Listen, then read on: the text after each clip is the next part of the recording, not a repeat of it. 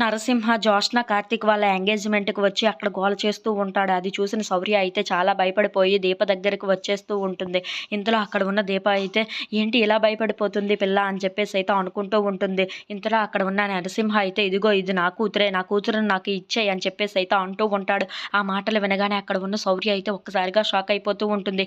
ఏంటమ్మా నేను వాడి కూతురునా, బూచోడు కూతురునా అని చెప్పేసి అయితే అంటూ ఉంటుంది.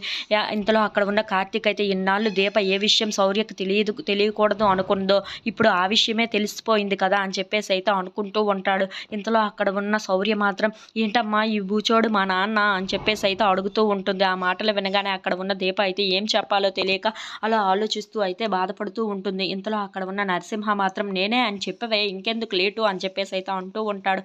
ఇంతలో అక్కడ ఉన్న జోష్న వాళ్ళ గ్రానీ అయితే ఏంటి మాకు ఈ పంచాయతీ, ఇప్పుడు ఇక్కడ జోష్న కార్తీక్ వాళ్ళ ఎంగేజ్మెంట్ జరుగుతున్నట్టు లేదు, మీ పంచాయతీ జరుగుతున్నట్టు ఉంది, ఏదో ఒకటి తేల్చేసి వేరంగా బయటికి వెళ్ళండి అని చెప్పేసి అయితే తిడుతూ ఉంటుంది. ఇంతలో అక్కడ ఉన్న శౌర్య మాత్రం చెప్పమ్మా ఈ బూచోడు మా నాన్న అని చెప్పేసి అయితే ఏడుస్తూ అడుగుతూ ఉంటుంది. ఆ మాటలు వినగానే అక్కడ ఉన్న నరసింహ అయితే ఏంటివే ఇంకా ఆలోచిస్తున్నావేంటి చెప్పు, నేనే దాని నాన్ననే అని చెప్పు అని అంటూ ఉంటాడు.